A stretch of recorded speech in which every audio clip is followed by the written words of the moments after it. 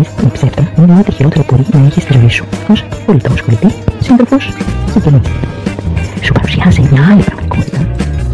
Υποτιμάει την νοημοσύνη σου, σε μπερδεύει, σου χτίσει παλάτια στην άμμο, σε εξειδανικεύει και ταυτόχρονα σε φτάνει στο πάθο.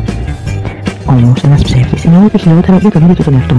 Κατά λάθος, ζει μια φανταστική πραγματικότητα, παράλληλη μια φανταστική ιδέα. Είναι ένας άνθρωπος τρομαγμένος, γεμάτος ανασφάλειας. Μόνο μέσα από τα ψέματα νομίζει ότι υπάρχει. Χωρίς αυτά δεν έχει υπόσταση, δεν έχει ζωή. Βρίσκει ατέλειωτες βαρετές ιστορίες και στην προσπάθειά του να βάλει λίγο ίντρικα στη ζωή του, φτιάχνει τα ψέματα. Πρώτο σημάδι κάποιου που μιλά και λέει ψέματα είναι το κόμμα των ποδιών πάνω κάτω.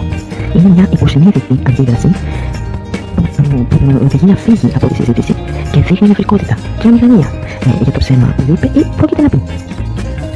Επίσης, ένα σημάδι άλλο είναι όταν γίνεται επιθετικός. Πιστεύεις ότι έχεις καταλάβει ότι λέει ψέματα, κάνει κινήσεις έντονες του. Αν τώρα τον έχεις απέναντί σου και πιστεύεις ότι λέει ψέματα, προσπάθησε να γυρίσεις προς το μέρος του. Αυτός που λέει ψέματα, νιώθοντας απειλή, θα κάνει μια αντίθετη κίνηση για να σε αποφύγει. Μια παρατηρήστε, κάποιος που λέει ψέματα αλλάζει υποσυνείδητα το τόνο της φωνής του. Αυτή είναι η πρώτη αντίδραση που μπορείς να εντοπίσεις στον άνθρωπο που γνωρίζεις καλά τον τρόπο της ομιλίας του. Αν κατηγορήσεις κάποιον ότι λέει ψέματα, το λογικό θα σε προσβάλλει. Ο ψεύτης θα αρχίσει να φωνάζει μεν, αλλά θα προσπαθήσει να αποσπάσει την προσοχή σου με πράγματα άσχετα με αυτά που σου λέει. Πρόσεχε τον τρόπο που μπορεί να μιλάει κάποιος που πιστεύεις ότι σου λέει ψέματα.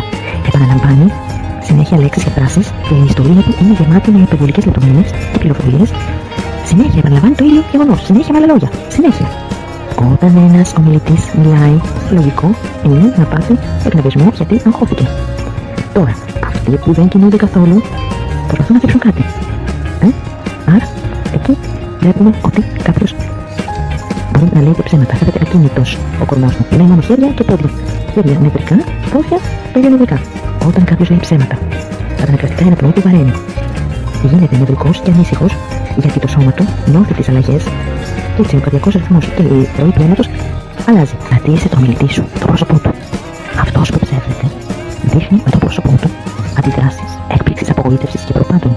Ανασηκωμένα φρύδια, γιατί αυτός που ψεύδεται, τα φρύδια του ανταρακτικά ανασηκώνονται μέχρι το Θεό.